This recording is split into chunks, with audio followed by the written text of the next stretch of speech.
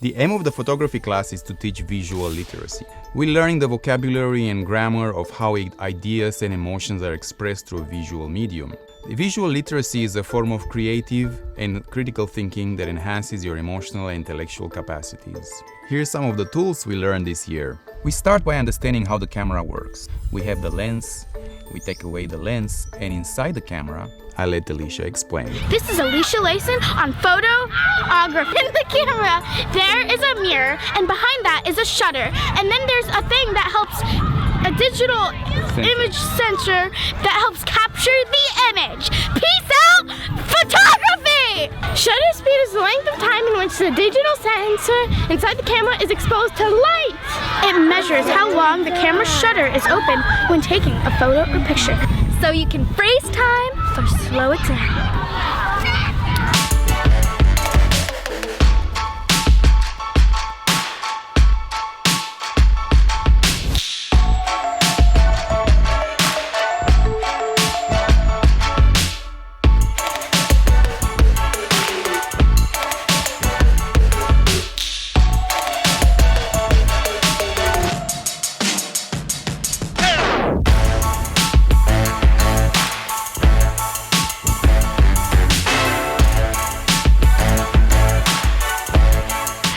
Speed is one of the three elements that determines exposure. This is how a picture looks when it's overexposed.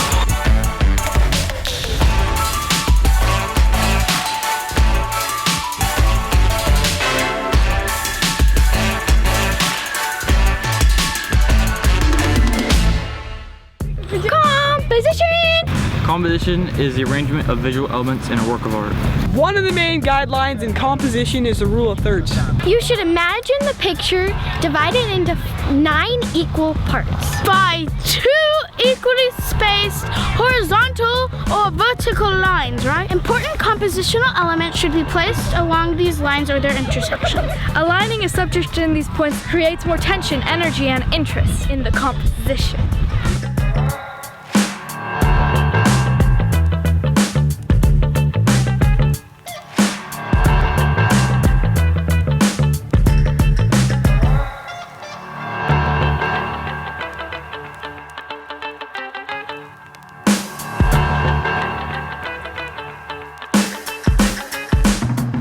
Perspective is about creating an optical illusion. For an example, making an object look further away or closer.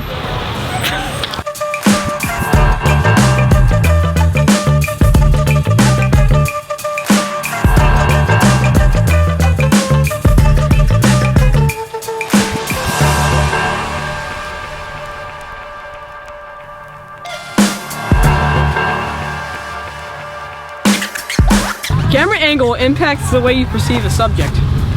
High angle shot can make the subject seem vulnerable. Low angle shot make the subject look strong.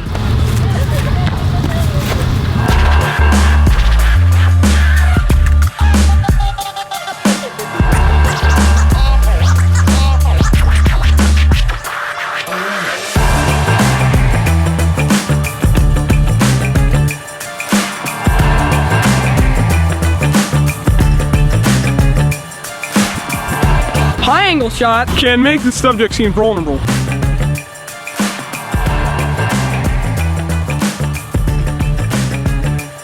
One of the challenges that we have faced in photography is to recreate the reality of a 3-dimensional space in a 2-dimensional medium by placing interesting subjects in 3 planes of the picture: the foreground, middle ground, and background. Artists give their work more depth.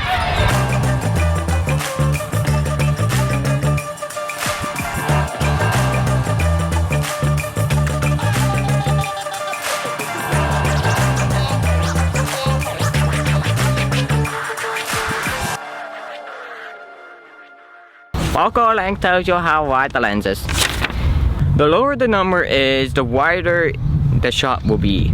The higher it is, the more zoomed in it's going to be. With the wide lens, you can make very dynamic compositions.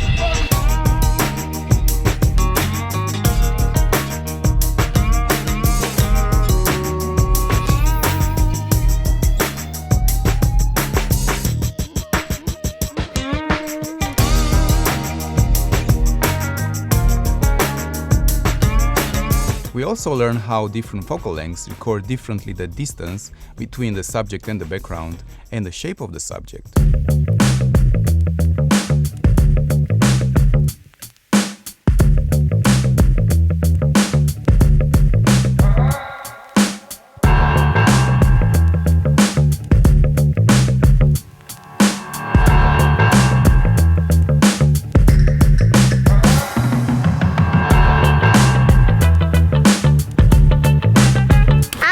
And close up. We learned how to make something apparently uninteresting look interesting, to see them from a different perspective.